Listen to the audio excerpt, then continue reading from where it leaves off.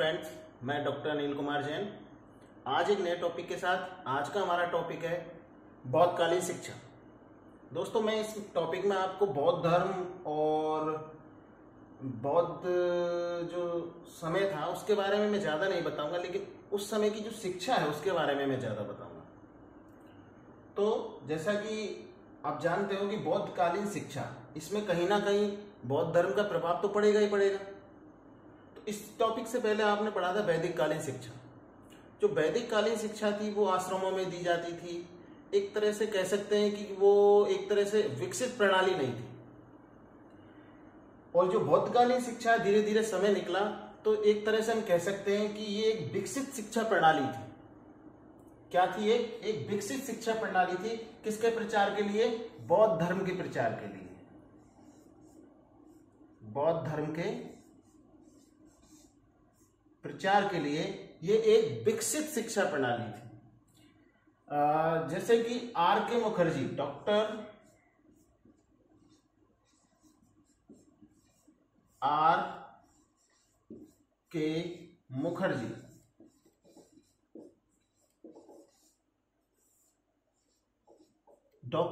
के मुखर्जी ने भी ये कहा है कि बौद्ध शिक्षा प्राचीन शिक्षा थी, या हम कह सकते हैं वैदिक कालीन शिक्षा, या हम उसको कह सकते हैं ब्राह्मणीय शिक्षा। उस वाली शिक्षा का एक परिवर्तित रूप है ये। जो बौद्धकालीन शिक्षा है, डॉक्टर आर के मुखर्जी ने कहा है कि बौद्धकालीन जो शिक्षा है यह वैदिक कालीन शिक्षा, या हम कह सकते हैं प्राचीन शिक्षा का एक परिवर्तित रूप है। ये एक बदला हुआ रूप आपको इसमें देखने को मिलेगा। जैसा कि नाम से पता चला बौद्धकालीन शिक्षा, तो इसमें कहीं ना कहीं बौद्ध धर्म का क्या होगा? प्रचार। बौद्ध धर्म का प्रचार। बौद्ध धर्म के प्रचार हेतु ये एक विकसित शिक्षा प्रणाली थी। इसमें कहीं ना कहीं बौद्ध धर्म का प्रचार प्रसार आपको देखने को मिलेगा। बौद्धकालीन शिक्षा का जो समय है वो 600 ईसा पूर्व से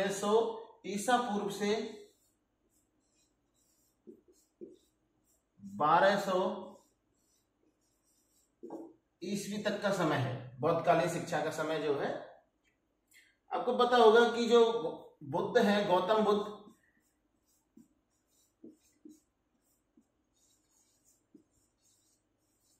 जिनका नाम था सिद्धार्थ,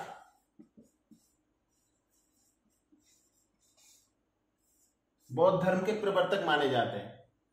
ये गौतम बुद्ध हैं। ये आप जानते हैं इनके बारे में कि ये लुम्बिनी में, नेपाल में इनका जन्म हुआ था।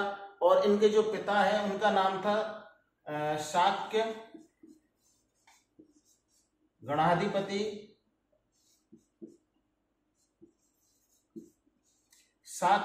गणाधिपति शुद्धोधन के ये पुत्र थे।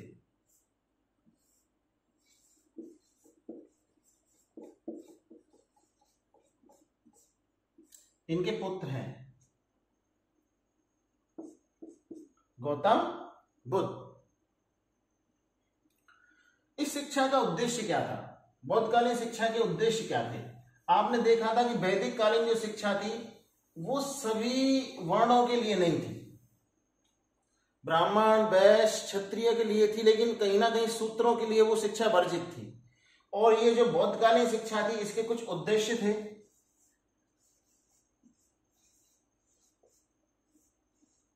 उद्देश्य ये थे कि इसमें किसी भी तरह का कोई भेदभाव नहीं था। हम कह सकते हैं कि बिना भेदभाव वाली शिक्षा।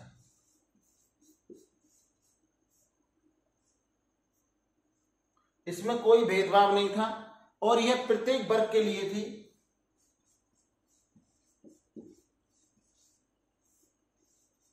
प्रत्येक वर्ग के लिए थी। कोई उच्च वर्ग, निम्न वर्ग ऐसा कुछ नहीं था।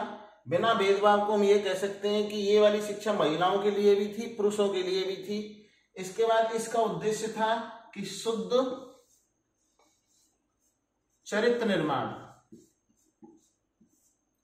शुद्ध चरित्र निर्माण सादा जीवन उच्च विचार,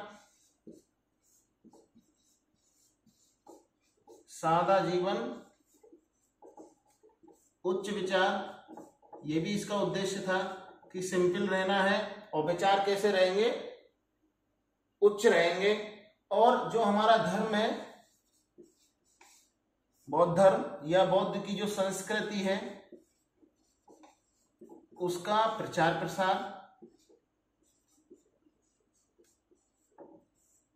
प्रचार प्रसार, ये भी एक इसका उद्देश्य है कि बिना भेदभाव की शिक्षा प्रत्येक वर्ग के लिए, शुद्ध चरित्र निर्माण, सादा जीवन उच्च विचार, धर्म संस्कृति प्रचार प्रसार और सत्य की खोज, सत्य की खोज, या हम इसको कह सकते हैं निर्वाण की प्राप्ति, निर्माण की प्राप्ति। निर्वाण एक तरह से हम कह सकते हैं, इसका मतलब होता है मोक्ष। मोक्ष का मतलब होता है जन्म मरण के चक्र से मुक्ति पाना, मोक्ष कहलाता है। तो ये भी इनका निर्वाण की प्राप्ति, एक तरह से मोक्ष की प्राप्ति, ये भी इनका एक उद्देश्य था, इनकी इस शिक्षा का उद्देश्य। आगे बढ़ते हैं।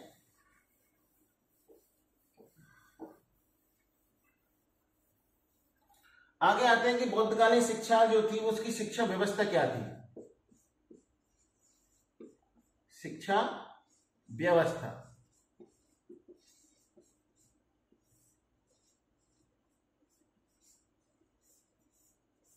शिक्षा व्यवस्था में हम सबसे पहले पढ़ते हैं कि उस समय की प्रारंभिक शिक्षा क्या थी।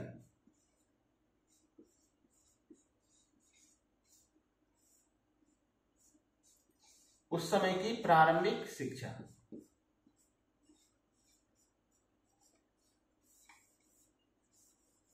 जब बालक 8 वर्ष का हो जाता था तो उसकी प्रारंभिक शिक्षा शुरू होती थी। 8 वर्ष का होता था तो उसकी प्रारंभिक शिक्षा शुरू होती थी। उस शिक्षा को लेने के लिए, प्रारंभिक शिक्षा को लेने के लिए बच्चों को मठ में जाना पड़ता था। मठों में, या हम कह सकते हैं कि उस समय विहार, जैसे वैदिक काल में आश्रम होते थे, गुरुकुल होते थे, इसी तरह बौद्धकालीन शिक्षा के अंतर्गत मठ होते थे और विहार होते थे। ये एक तरह से विकसित थे, ये एक जंगल जैसा कुछ नहीं था, वन नहीं थे, ये सुव्यवस्थित थे, एक तरह से बहुत बड़े बड़े बने हुए मठ थे या विहार थे। वहां पर ये शिक्षा दी जाती थी। इसके लिए प्रारंभिक शिक्षा के लिए बच्चों को मठों में जाना पड़ता था, एक तरह से विहार में जाना पड़ता था, और वहां पर जाकर के बच्चों का एक संस्कार होता था, प्रवज्जा संस्कार।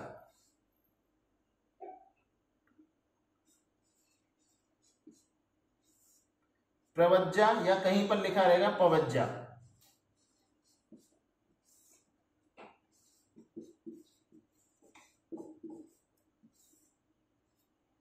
प्रवज्जा संस्कार या पवज्जा संस्कार होता था, या हम इसको ये कह सकते हैं कि सामणेर संस्कार भी कह देते हैं इसको।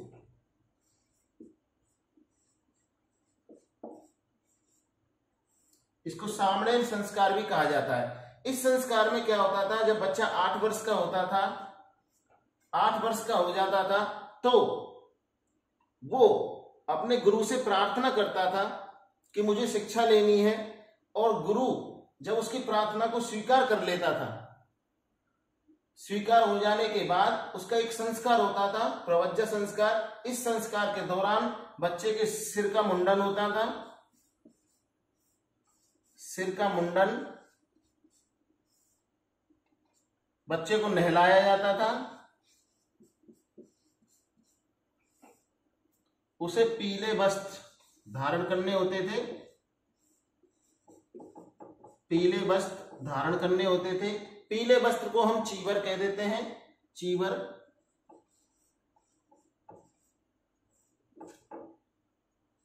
चीवर, पीले वस्त्र धारण करने होते थे, और वो पालती मार के बैठ जाता था और अपने गुरु के सामने बैठ जाता था।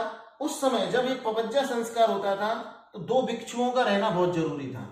2 बौद्ध भिक्षु का होना बहुत जरूरी था। ये 2 बौद्ध भिक्षु, प्रवज्जा संस्कार, ये सब कुछ हो जाता था। उसके बाद बच्चे की प्रार्थना स्वीकार हो जाती थी और बच्चे से शरण त्रयी का अनुसरण कराया जाता था। किसका? शरण त्रयी। ये कई बार क्वेश्चन आ चुका है कि शरण त्रयी क्या होता था।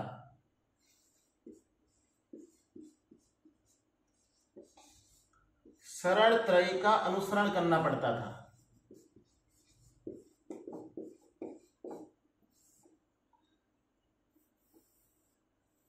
शरण त्रयी में रहता था कि बुद्धम,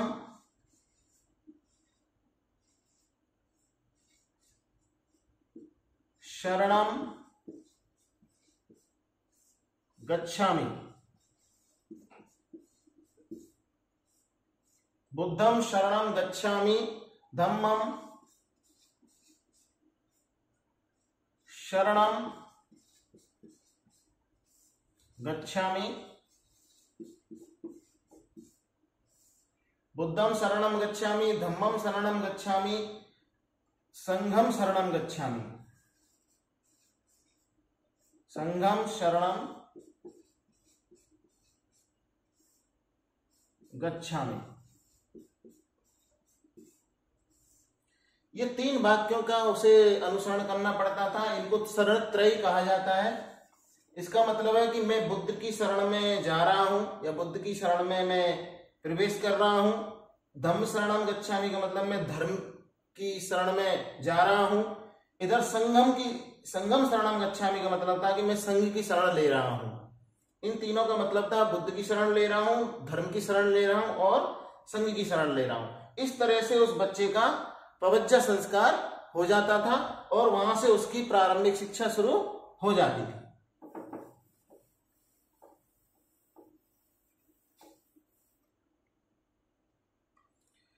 जैसे ही बच्चा शरण त्रयी का अनुसरण करता था, अब उस शिष्य को सामणेर,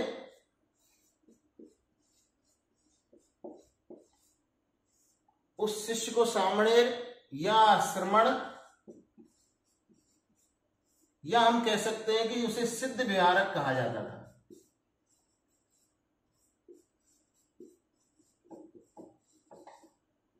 प्रवज्जा संस्कार के बाद जो बच्चा रहता था उसको अब सामणेर कहने लग जाते थे या श्रमण या सिद्ध विहारक कहने लग जाते थे। प्रवज्जा संस्कार के बाद बच्चे को 6 माह तक एक बाल पोथी का अध्ययन करना पड़ता था। एक बाल पोथी थी, उसका अध्ययन करना पड़ता था और उस बाल पोथी का नाम था सिद्धिरस्तु।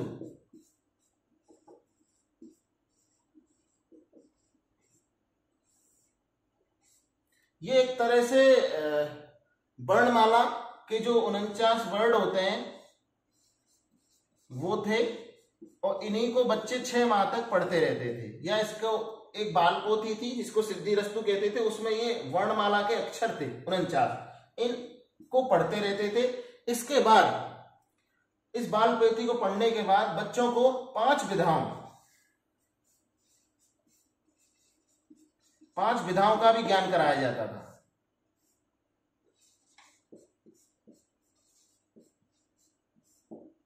पांच विधाओं का ज्ञान कराया जाता था। इन 5 विधाओं में थी आपके शब्द विद्या,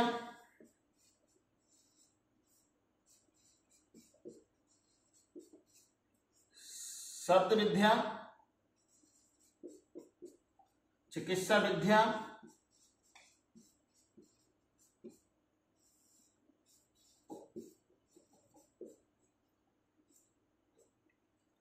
तर्क विद्या,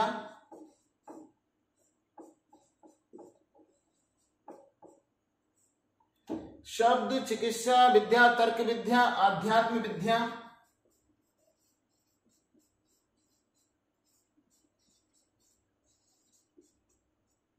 और एक थी आपकी शिल्प स्थान विद्या।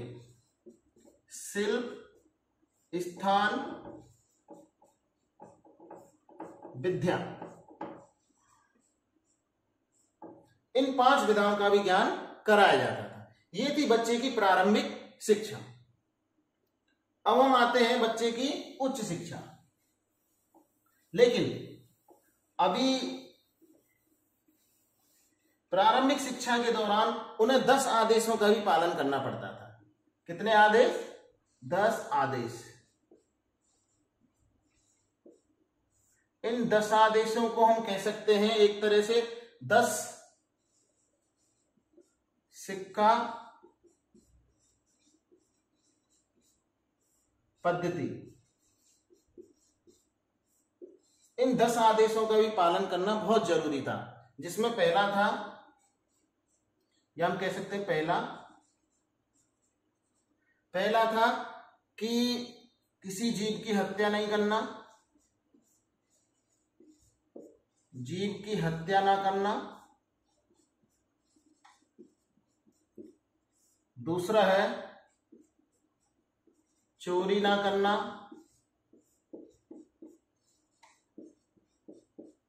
जीव की हत्या ना करना, चोरी ना करना। तीसरा है शुद्ध रहना।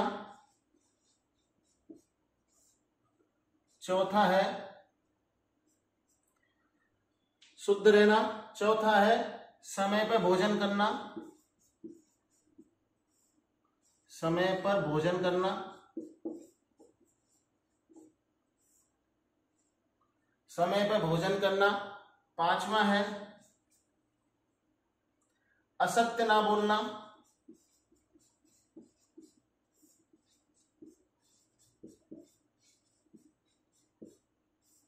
असत्य ना बोलना। छठवां है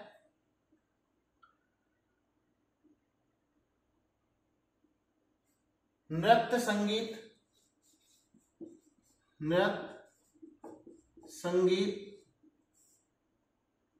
तमाशा,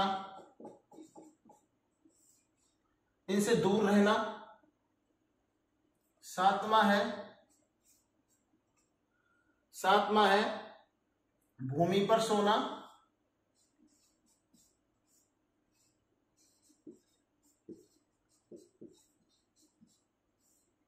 आठवां है सोना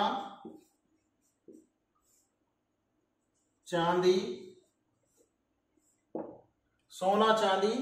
दान में ना लेना।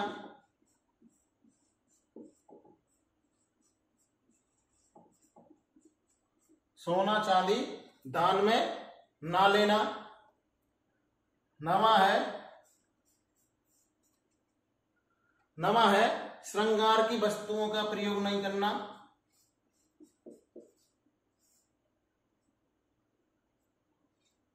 श्रृंगार की कोई भी वस्तु हो उसका प्रयोग ना करना। और 10वां है मादक द्रव्यों का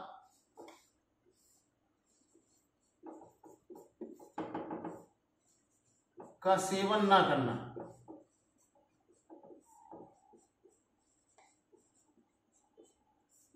दोबारा सुन लो। किसी भी जीव की हत्या ना करना, चोरी ना करना, शुद्ध रहना, समय पे भोजन करना, असत्य ना बोलना, नृत्य संगीत तमाशा से दूर रहना, भूमि पर सोना चांदी दान में ना लेना, श्रृंगार आदि से दूर रहना, किसी भी तरह के श्रृंगार से दूर रहना, मादक द्रव्यों का सेवन ना करना। इन 10 आदेशों का भी पालन करना पड़ता था। इनको 10 शिक्षा पद्धति भी कहा जाता था। ध्यान रखना, ये इंपॉर्टेंट है। ये थी इनकी प्रारंभिक शिक्षा। अब आते हैं हम इनकी उच्च शिक्षा, बौद्धकालीन समय की उच्च शिक्षा।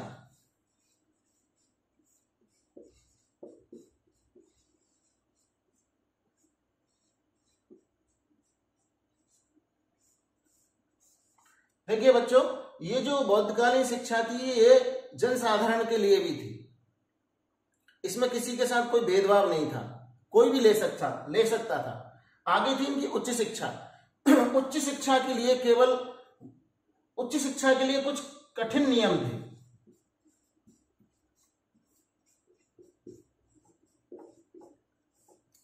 उस उच्च शिक्षा को वही ले सकता था जो आजीवन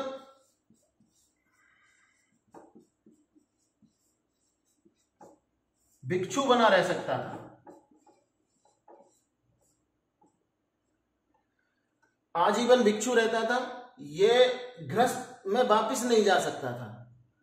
इस उच्च शिक्षा को लेने के बाद जो सामणेर था वो गृहस्थ में वापिस नहीं जा सकता था, गृहस्थ में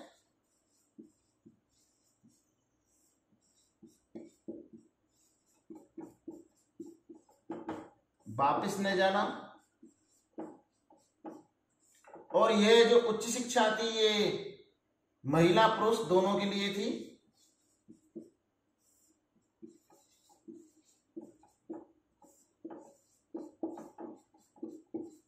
इस वाली शिक्षा को महिला पुरुष दोनों ले सकते थे। और इस उच्च शिक्षा के लिए 20 वर्ष की उम्र होना बहुत जरूरी था। 20 वर्ष की उम्र होना जरूरी था। इस तरह से इसके कुछ कठिन नियम थे।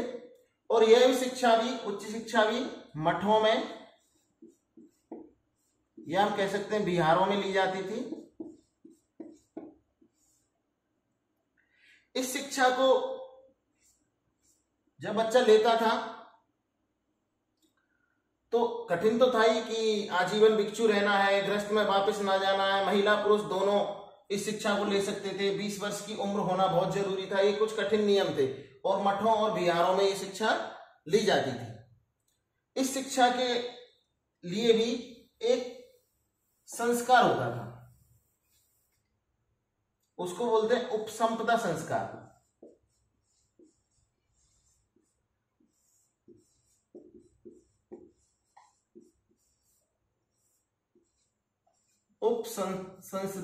संपदा संस्कार। इसमें क्या होता था कि बालक को अपना गृहस्थ को छोड़ना पड़ता था आजीवन, वो फिर वापस अपने गृहस्थ में नहीं जा सकता था। उपसंपदा संस्कार क्या होता था कि जब बच्चा 20 वर्ष का हो जाता था तो 10 भिक्षुओं के सामने, बौद्ध भिक्षुओं के सामने, 10 बौद्ध भिक्षुओं के सामने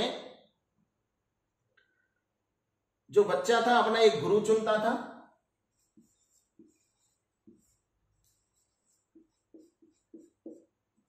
और ये 10 भिक्षु उससे कुछ प्रश्न पूछते थे। वो बालक जब प्रश्नों के आंसर दे देता था तो उसका एक उपसंपदा संस्कार होता था।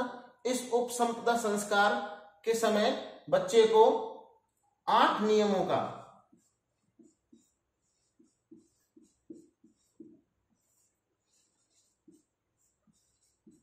पालन करना पड़ता था।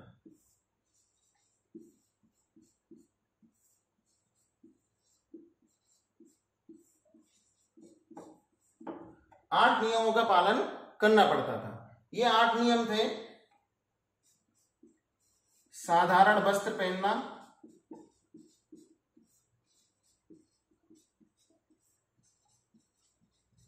साधारण वस्त्र पहनना। दूसरा था औषधि के रूप में गौमूत्र का सेवन करना।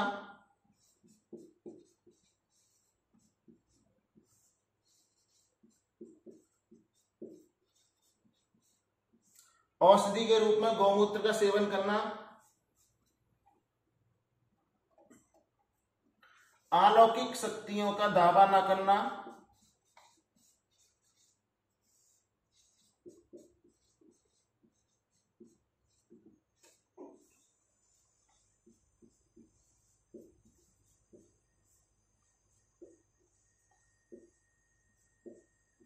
अलौकिक शक्तियों का दावा ना करना।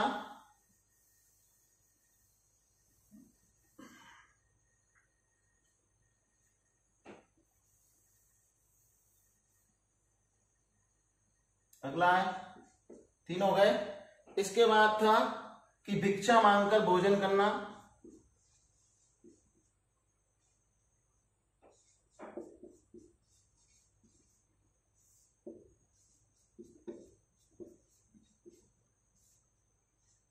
भिक्षा मांगकर भोजन करना ये भी था। इसके बाद वृक्षों के नीचे सोना या वृक्षों के नीचे रहना।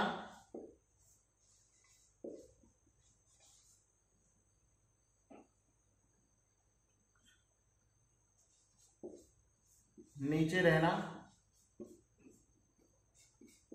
वृक्षों के नीचे रहना, चोरी न करना,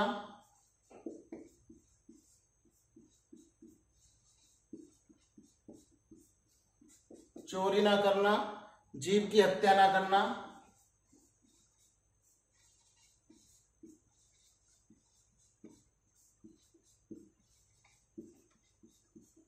किसी भी जीव की हत्या ना करना और यौन संबंध ना करना।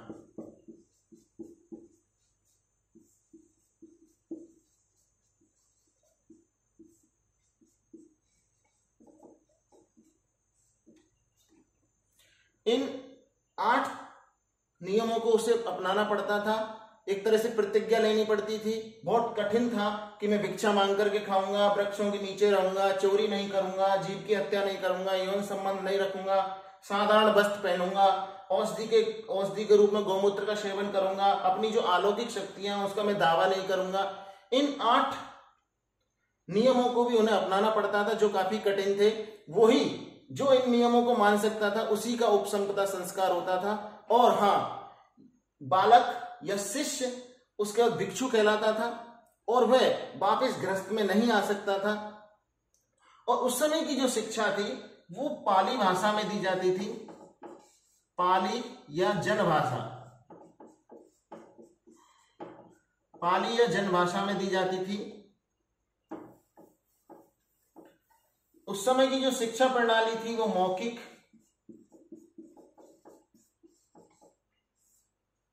व लिखित, मौखिक व लिखित भी थी, दोनों तरीके की थी। मौखिक ज्यादा थी। और जो महिला शिक्षार्थी या महिला शिष्य भी थे, महिलाओं को भी शिक्षा दी जाती थी।